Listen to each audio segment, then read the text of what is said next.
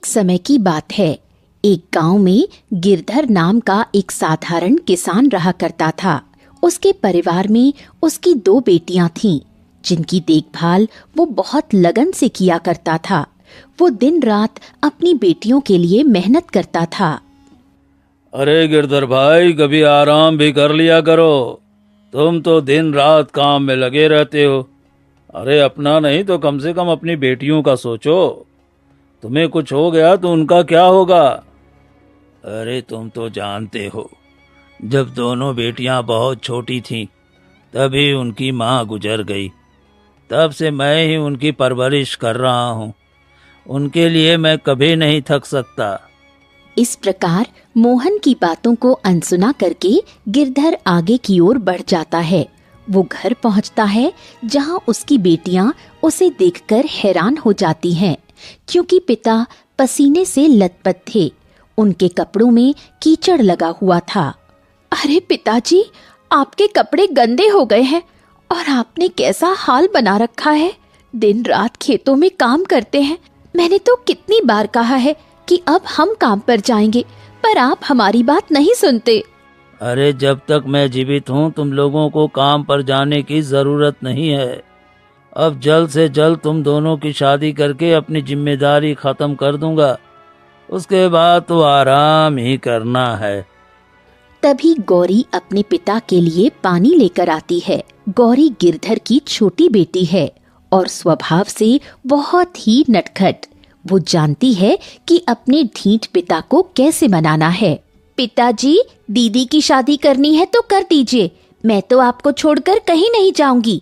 आप कहते हैं कि मैं आपको सबसे अधिक प्रिय हूँ, तो फिर आप मुझे यहाँ से कैसे भेज सकते हैं। इस प्रकार अपनी बेटियों के साथ बातचीत करते हुए गिरधर ने भोजन किया और आराम करने लगा। लेकिन उषा और गौरी को बिल्कुल नींद नहीं आ रही थी। उन्होंने सोच लिया था कि अब से वो अपने पिता को इस तरह मेहनत नहीं करने देंगी। पिताजी इस अवस्था में पहुंच चुके हैं, लेकिन फिर भी खेतों में हल चलाते हैं। मुझे अच्छा नहीं लगता। क्या तुम मेरी एक बात मानोगी? क्या बात गौरी? देखो, कुछ भी ऐसा मत करना कि पिताजी हमसे नाराज हों। पिताजी के सामने हमारी एक नहीं चलती, ये तो तुम्हें पता ही है।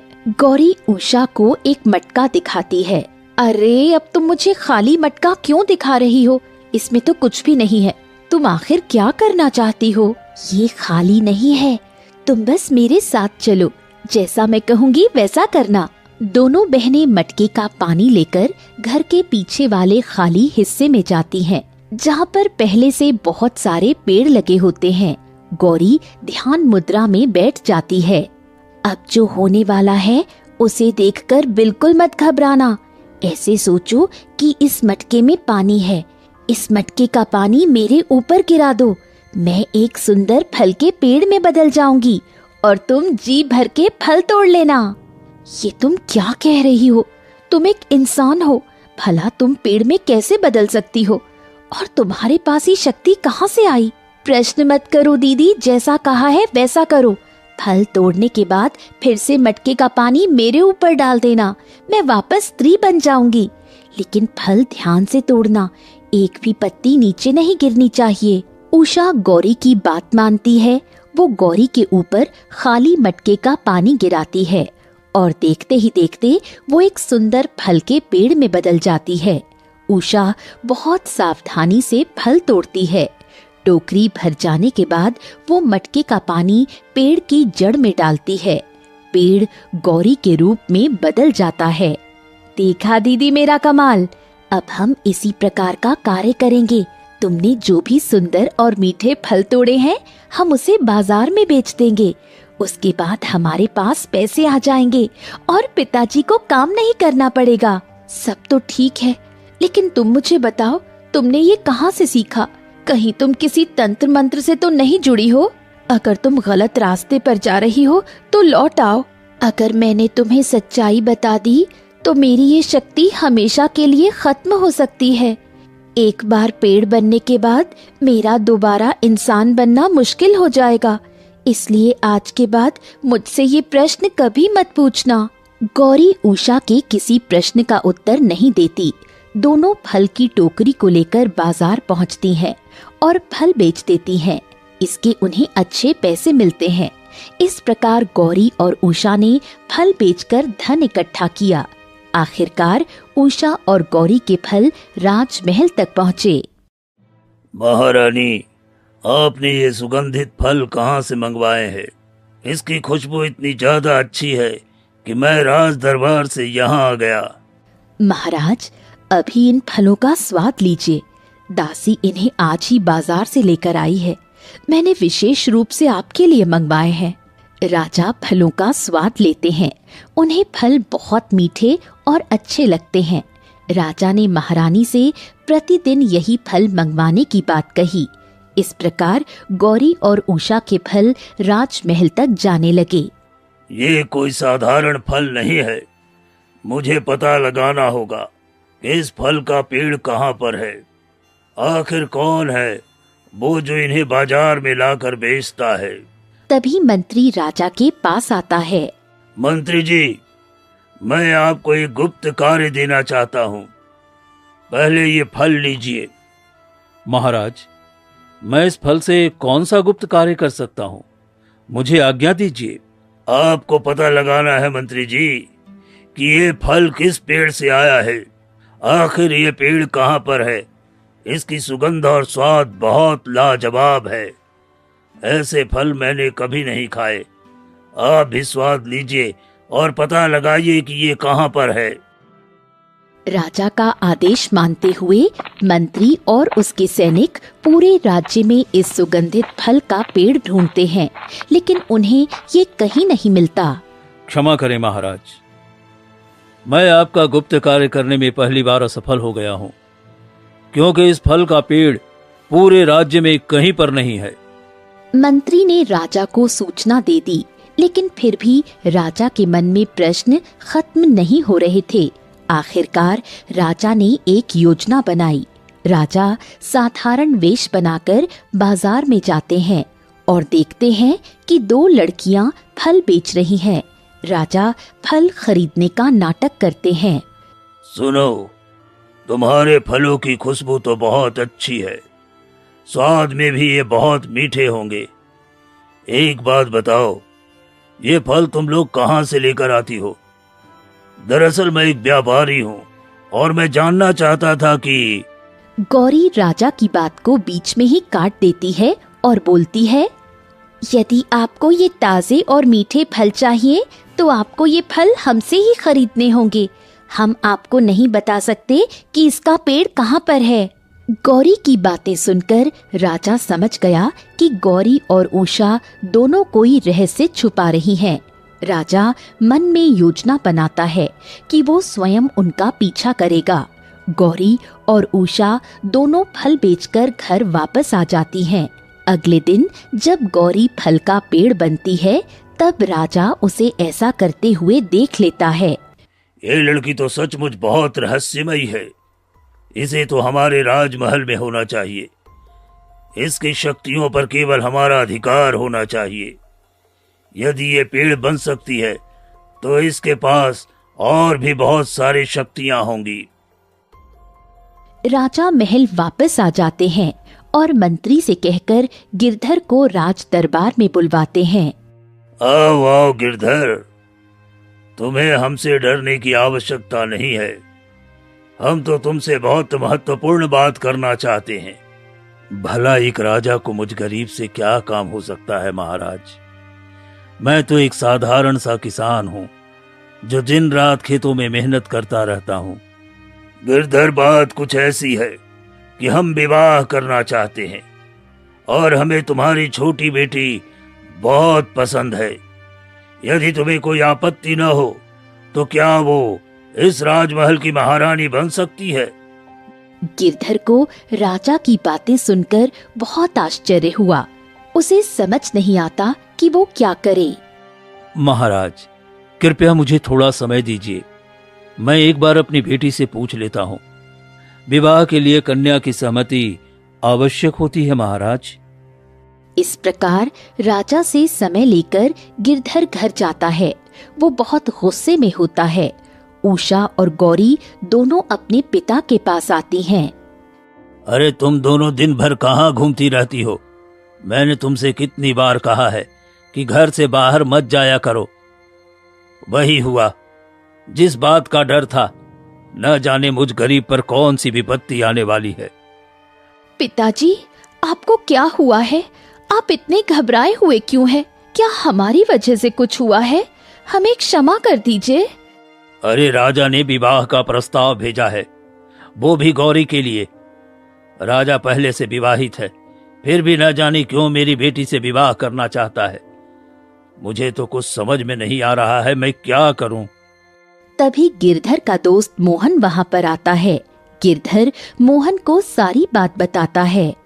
देखो गिरधारी, राजा ने स्वयं चलकर प्रस्ताव दिया है, और वैसे भी राजा को न करने का मतलब है बैठे बिठाए मुसीबत मोल लेना। तुम उन्हें हाँ कह दो। अरे तुमको तो पता है, राजा पहले से विवाहित है। गौरी से विवाह करने के पीछे राजा का क्या उद्देश्य होगा, मुझे तो बहुत डर लग रहा है। देखो गिरधर, एक राजा की कई पत्नियां होती हैं। तुम्हारी बेटी राजमहल में रानी बनेगी, इससे बड़ी खुशी की बात और क्या हो सकती है। इस प्रकार मोहन के समझाने पर गिरधर राजा और गौरी के विवाह के लिए तैयार हो जाता है। राजा और गौरी का विवाह हो जाता है। राजा गौरी से बहुत अधिक प्रेम करते हैं। महाराज, मुझे आज तक समझ नहीं आया कि आपने मुझे विवाह का प्रस्ताव क्यों दिया था। आखिर इसके पीछे क्या रहस्य है? आज आपको बताना ही होगा कि एक गरीब किसान की बेटी से विवाह करने के पीछे आपकी क्या मंशा है। महारानी गौरी, दरअसल मुझे आपके उस रहस्य के विषय में पता चला है कि आप एक साधारण स्त्री होते हुए भी एक पेड़ बन सकती हैं। मैंने स्वयं अपनी आंखों से आपको फल का पेड़ बनते हुए देखा था। उसी दिन मैंने निश्चय किया था कि मैं आपसे विवाह करूंगा। क्या आपको इस रहस्य के विषय में पता है? महाराज, आज तक ये सच केवल मेरी बहन को पता था और अब आप इस रहस्य के भागीदार हैं, लेकिन आप ये बात किसी को मत बताइएगा। ठीक है महारानी, लेकिन उसके लिए आपको मेरी शर्त माननी होगी। आपको मेरे सामने पेड़ बनना होगा। जब भी मेरी इच्छा होगी तब आपको फलों का पेड़ बनकर मुझे प्रसन्न करना होगा। गौरी राजा की बात मान लेती है और इस प्रकार राजा जब भी गौरी से पेड़ बनने की इच्छा प्रकट करते हैं तो वो उन्हें जादुई मटका देती है और पेड़ बनकर दिखाती है। राजा मीठे फलों का स्वाद लेते हैं और गौरी को फिर से स्त्री बना देते हैं। दासी, महाराज कहाँ है? कितना समय हो गया, वो मुझसे मिलने नहीं आए। जब से उन्होंने दूसरा विवाह किया है तब से वो मुझसे पहले की भांति प्रेम नहीं करते। उनका सारा समय तो अब छोटी महारानी के साथ बीतता है। ये तो सत्य है महारानी कि छोटी महारानी के आने के बाद आपका महत्व खत्म हो चुका है। आपको कुछ करना चाहिए जिससे आप अपना खोया हुआ सम्मान पा सकें। कहीं ऐसा ना हो छोटी रानी आपको महल से बाहर करा दे। नहीं नहीं, ऐसा नहीं होगा। मैं उस गरीब को इस महल में नहीं रहने दूंगी। मुझे कैसे भी करके उसे यहाँ से निकालना होगा। इस प्रकार महारानी प्रभा के मन में छोटी महारानी गौरी के प्रति बहुत नफरत भर जाती है। एक दिन जब शाही बगीचे में महारानी गौरी ध्यान मुद्रा में बैठती है और महाराज उसके ऊपर पानी डालते हैं तब वो पेड़ बनती है। ऐसा करते हुए रानी प्रभा उसे देख लेती है। ये किस प्रकार का रहस्य है? छोटी महारानी के पास इतनी शक्ति है और महाराज को इस विषय में पता है। इसका मतलब महाराज ने इसलिए इस गरीब से विवाह किया। अब मैं समझ गई कि मुझे क्या करना है। एक दिन बड़ी रानी प्रभा गौरी के पास आती है। गौरी, आइए आइए महारानी, आपका स्वागत है। आपको कोई काम था तो आपने मुझे बुला लिया होता। आपने यहाँ आने का कष्ट क्यों किया? नहीं नहीं, मैं तो तुम्हें अपनी छोटी बहन समझती हूँ, इसलिए तुमसे मिलने चली आई। तुम तो जानती हो हम रानियों का जीवन कैसा होता है। मैं तो महल में अकेली परेशान हो जाती थी, पर अब तुम आ गई हो तो अच्छा लगने लगा है। क्या सचमुच दीदी आपको मुझसे कोई शिकायत नहीं है? आप ही की तरह मेरी भी एक बड़ी बहन है जो मुझसे बहुत प्रेम करती है। अब दीदी के रूप में आप मुझे मिल गई हैं, मैं बहुत प्रसन्न हूँ। तो क्यों ना हम दोनों बहनें कुछ समय बिताएं। चलो हम दोनों जंगल की ओर चलते हैं, वहाँ पर शिकार करेंगे ताकि हमारा मन बहल जाए। ठीक है दीदी, लेकिन इससे पहले हमें महाराज से आज्ञा लेनी चाहिए। यदि वो हमारे साथ चलने को तैयार हो तो और भी आनंद आएगा। महाराज तो इस समय दरबार के कामों में व्यस्त होंगे। चलो हम दोनों चलते हैं। क्या तुम अपनी बड़ी बहन के लिए इतना नहीं करोगी? गौरी वन विहार की तैयारी करने जाती है, तभी उसे मटके का ध्यान आता है। इस मटके को मैं यहाँ नहीं छोड़ सकती, नहीं तो दासियां इसे साधारण मटका समझकर इधर उधर कर देंगी। मुझे इसे अपने साथ लेकर जाना चाहिए। इस प्रकार गौरी रानी प्रभा की बातों में आ जाती है और उनके साथ वन विहार के लिए चल देती है। गौरी अपने साथ अपना जादुई मटका लेकर जाती है। दोनों जंगल में जाते हैं। थोड़ी ही दूर आगे जाने पर बड़ी महारानी कहती है, मेरे पेट में दर्द हो रहा है, मुझे बहुत तेज भूख लगी है और चक्कर भी आ रहे हैं। मैं अधिक समय तक भूखी नहीं रह सकती, अब मुझसे चला नहीं जा रहा है।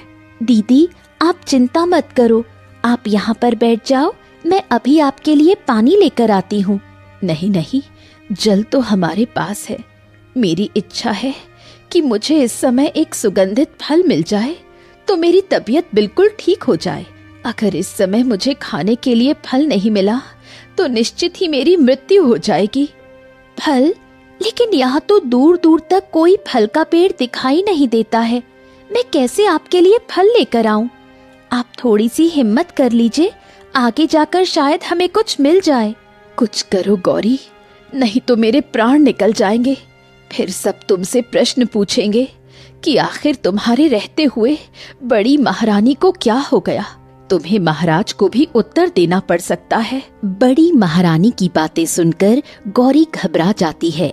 तभी वो रानी से कहती है, ठीक है, ये लीजिए जादुई मटका, मैं ध्यान मुद्रा में बैठती हूँ, आप इस मटके से मुझ पर जल डाल दीजिए, मैं एक सुंदर फल के पेड़ में बदल जाऊंगी। आप उस फल को खाकर अपनी भूख मिटा लेना, लेकिन ध्यान रहे उस पेड़ की कोई पत्ती जमीन पर नहीं गिरनी चाहिए। बाद में फिर से इससे जल डालने पर मैं स्त्री बन जाऊंगी। क्या तुम्हारे पास सचमुच कोई ऐसी शक्ति है कि तुम मेरी भूख मिटा सकती हो? तुम्हारा बहुत बहुत धन्यवाद बहन, तुम बहुत प्यारी हो, तुम मेरा कितना ध्यान रखती हो। इस प्रकार गौरी ध्यान मुद्रा में बैठती है और बड़ी महारानी उसके ऊपर मटके से जल डालती है। थोड़ी ही देर में गौरी एक फल के पेड़ के रूप में बदल जाती है। आखिर मेरी योजना सफल हो गई। अब मैं तुम्हें कभी स्त्री नहीं बनने दूंगी। तुम पेड़ के रूप में वर्षों तक यहीं पड़ी रहोगी। महारानी पेड़ की पत्तियां तोड़ती है और जमीन पर गिरा देती है। वो पेड़ को नुकसान पहुंचाती है और हंसते हुए वहां से चली जाती है। इतना ही नहीं, वो गौरी का जादुई मटका भी तोड़ देती है। उधर राज दरबार में राजा दोनों रानियों की प्रतीक्षा कर रहे होते हैं। रानी प्रभा, छोटी महारानी कहाँ है? और आप दोनों इस तरह मुझे बिना बताए महल से बाहर क्यों गई थी? उत्तर दीजिए। अनर्थ हो गया महाराज, अनर्थ हो गया। जिस गरीब को आप इस नगर की रानी बनाकर लाए थे, वो अपने प्रेमी के साथ चली गई। ये आप क्या कह रही हैं? छोटी महारानी ऐसी बिल्कुल नहीं है, वो ऐसा नहीं कर सकती। ये सत्य है महाराज, हम दोनों जंगल गए थे। वहां पर महारानी ने पहले से अपने प्रेमी को बुला रखा था। मौका मिलते ही उन्होंने मुझे बीच जंगल में छोड़ दिया और अपने प्रेमी के साथ चली गई। इस प्रकार बड़ी रानी प्रभा महाराज को छोटी रानी के विषय में गलत बातें बताती है, जिससे राजा छोटी रानी गौरी से नफरत करने लगते हैं। उधर पेड़ के रूप में गौरी बहुत ज्यादा कष्ट झेल रही थी। एक दिन की बात है, तीन दोस्त संजय, सोहन और रमेश जंगल से गुजर रहे होते हैं। तभी रमेश की नजर उस पेड़ पर पड़ती है। अरे भाइयों देखो, जंगल के बीचों बीच सुंदर फल का पेड़ है। क्यों ना हम पहले फल खा लें फिर आगे बढ़ें। वैसे भी मुझे बहुत भूख लग रही है। हाँ संजय, यहीं पर रुककर पहले भर पेट फल खाते हैं, फिर आगे बढ़ेंगे। तुम तो जानते हो कि मुझे बहुत अच्छा निशाना लगाना आता है। अभी देखना मैं कैसे निशाना लगाकर फल तोड़ता हूँ। और तुमसे नहीं होगा, ये कार्य मुझे करने दो। अभी देखना, मैं एक पत्थर उठाकर पेड़ की तरफ चलाऊंगा और सारे फल गिरने लगेंगे। अरे तुम दोनों क्या कर रहे हो भाई? इस प्रकार पेड़ को कष्ट पहुंचाना अच्छी बात नहीं है। यदि फल खाना है तो अच्छे से तोड़कर खा लो, उसे पत्थर से घायल मत करो। अरे संजय, फिर से तुम्हारी मानवता जाग गई। ये तो पेड़ है, पत्थर खाना इसका धर्म है। यदि ये पेड़ पत्थर नहीं खाएगा तो फिर फल कैसे देगा? इस प्रकार रमेश और सोहन दोनों मिलकर पेड़ को खूब नुकसान पहुंचाते हैं। फल तोड़ते हैं और खाते हैं। पेड़ की सारी पत्तियां जमीन पर गिर जाती हैं। हालांकि संजय उन फलों को हाथ भी नहीं लगाता। इतने मीठे और सुंदर फल खाकर तो मेरा तो पेट भर गया। और देखो, मैंने तो अपना झोला भी फलों से भर लिया है, ताकि आगे के रास्ते में हमें कोई तकलीफ ना हो। संजय, तुमने कुछ खाया कि नहीं? अरे नहीं, मेरी इच्छा नहीं है फल खाने की। अरे तुम दोनों का पेट भर गया हो तो हमें आगे बढ़ना चाहिए। और वही फल तो खा लिया, अब पानी पीने की इच्छा हो रही है। चलो देखते हैं, आसपास कोई नदी होगी, वहां से हमें जल मिल जाएगा। तभी संजय की नजर पेड़ पर पड़ती है। वो देखता है कि पेड़ से खून की बूंदें गिर रही हैं। उसे कुछ समझ नहीं आता कि ये सब कुछ क्या है। हाँ, तुम दोनों जाओ और देखो आसपास कोई नदी है क्या। यदि जल मिले तो मेरे लिए भी लेकर आना। मैं तब तक यहीं पर बैठा रहूंगा। देखो, मेरे मित्र अब जा चुके हैं। अब तुम्हें घबराने की जरूरत नहीं है। मैंने ऐसा पेड़ कभी नहीं देखा है जिसमें से रक्त बहता हो। आखिर तुम कौन हो? मुझे अपना पूरा रहस्य बताओ। मैं तुम्हारा रहस्य जाने बिना यहाँ से नहीं जा सकता। तभी पेड़ से एक दुख भरी आवाज निकलती है। मेरी मदद करो, मैं वर्षों से इसी जंगल में कष्ट भोग रही हूँ। मेरे स्वादिष्ट और मीठे फल मेरे लिए काल बन चुके हैं। जो कोई भी आता है केवल और केवल मुझे कष्ट पहुंचा कर जाता है। क्या तुम बोल सकते हो? मैंने आज तक कभी बोलने वाला पेड़ तो नहीं देखा। कृपया मुझे अपनी पूरी कहानी बताओ। इस प्रकार पेड़ संजय को अपनी पूरी कहानी बताता है। बड़ी महारानी ने मेरे साथ छल किया और इस छल के कारण मैं आज यहाँ पर हूँ। अपनी ईर्ष्या में उन्होंने मेरा जीवन बर्बाद कर दिया। ये बताओ कि मैं तुम्हारी सहायता कैसे कर सकता हूँ। मैं चाहता हूँ कि तुम्हें नया जीवन मिले और तुम महारानी के छल के विषय में सबको बताओ। तुम्हारा कष्ट मुझसे देखा नहीं जाता। यदि मैंने तुम्हें ये बता दिया तो मैं दोबारा कभी मनुष्य नहीं बन पाऊंगी। इसलिए मैं तुम्हें नहीं बता सकती कि मुझे ये शक्ति कहाँ से प्राप्त हुई। यदि तुम्हें जानना है तो तुम्हें पर्वत के शिखर पर जाना होगा और साधु महात्मा से मिलना होगा। वही तुम्हें पूरी कहानी बता सकते हैं। उन्हें यहाँ लेकर आओ, शायद उनके आशीर्वाद से मेरा कष्ट कम हो जाए। ठीक है, मैं जाता हूँ, साधु महात्मा को लेकर आता हूँ। तुम बिल्कुल चिंता मत करना। पेड़ की रक्षा की जिम्मेदारी अपने मित्रों को देकर संजय वहां से पर्वत के शिखर की ओर चलने लगता है। वो देखता है कि वहां पर एक साधु तपस्या कर रहे हैं। प्रणाम साधु महात्मा, कृपया मेरी सहायता कीजिए। मैं बड़ी आशा लेकर आपके पास आया हूँ। अब आप ही मेरी उम्मीद हैं। कहो बच्चे, तुम्हें क्या कष्ट है? यदि मेरे वश में हुआ तो मैं तुम्हारे कष्ट को अवश्य दूर करने का प्रयास करूंगा। मुझे बताओ। महाराज, वर्षों पहले आपने जिस स्त्री को सुंदर फलों का पेड़ बनने का वरदान दिया था, आपका वो वरदान उसके लिए श्राप बन चुका है। अब आप ही उसके कष्ट को दूर कर सकते हैं। हाँ, उस बच्ची का नाम गौरी था और मैं ही उसे जादुई मटका दिया था, जिसकी सहायता से वो एक फल का पेड़ बन सकती थी। साधु संजय को बताने लगते हैं। अरे आखिरकार इतनी मेहनत करने के बाद मेरा सुंदर बगीचा तैयार हो चुका है। अब मैं इस बगीचे में किसी को आने की अनुमति नहीं दूंगा। यहाँ के शरारती लोग सुंदर बगीचे को खराब कर देते हैं। इस प्रकार साधु बगीचे में सो रहे होते हैं। तभी 4 लोगों का एक समूह आता है जिसमें 2 लड़कियां और 2 लड़के थे। नहीं नहीं, हमें ऐसा नहीं करना चाहिए। इस प्रकार किसी दूसरे की मेहनत का फल तोड़ना अच्छी बात नहीं। अरे तो हम कौन सा साधु महात्मा का बगीचा लेकर जा रहे हैं? हमें तो बस 2-4 मीठे फल चाहिए, इतने में हमारा पेट भर जाएगा। बस 2-4 फल लेकर हम यहाँ से चले जाएंगे। तुम देखना, साधु महात्मा को पता नहीं चलेगा। इस प्रकार चारों लोग बगीचे से थोड़े थोड़े फल तोड़ते हैं और वहाँ से चले जाते हैं। लेकिन गौरी बगीचे से कोई फल लेकर नहीं जाती, बल्कि वो फलों को साधु महात्मा के सिरहाने पर रख दिया करती थी। ये मेरे बगीचे का फल किसने मुझे उपहार में दिया है? ये तो मैं जानता हूँ कि मेरे सो जाने के बाद कोई न कोई यहाँ अवश्य आता है जो बगीचे से फल तोड़ कर ले जाता है। लेकिन इस प्रकार की अद्भुत ईमानदारी किसकी हो सकती है? अगले दिन साधु महात्मा सोने का नाटक करते हैं। गौरी और उसके तीनों मित्र साधु के बगीचे से फल तोड़ते हैं। तीनों अपना अपना फल लेकर जाने लगते हैं, लेकिन गौरी अपने हिस्से के फल साधु महात्मा के सिरहाने रख देती है। तो तुम हो वो अद्भुत बच्ची जो मेरे बगीचे का फल तोड़कर मुझे ही उपहार भी देती है।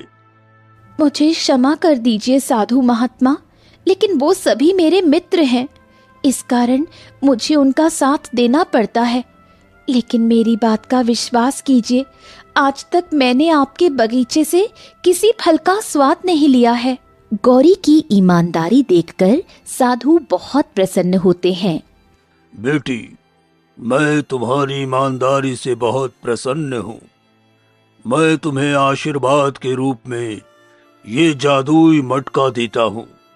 आज से तुम्हारे पास ऐसी शक्ति होगी कि तुम एक स्वादिष्ट फल के पेड़ के रूप में बदल सकती हो, और फिर जब तुम्हारे ऊपर कोई इस मटके से जल गिराए तब तुम मनुष्य बन सकती हो।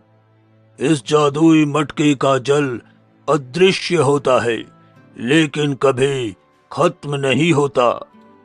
क्या सचमुच साधु महात्मा, मेरे पास ऐसी शक्ति है कि मैं स्वयं को फल के पेड़ के रूप में बदल सकती हूँ? आपका बहुत बहुत धन्यवाद। लेकिन ध्यान रहे बेटा, तुम इस कहानी को कभी किसी को मत बताना। तुम्हें यह शक्ति कैसे प्राप्त हुई, नहीं तो तुम जीवन में दोबारा कभी मनुष्य नहीं बन पाओगी। इसके अलावा जब तुम्हें बहुत अधिक आवश्यकता हो तभी तुम अपनी शक्ति का प्रयोग करना। ध्यान रहे, मटके को हमेशा अपने साथ रखना।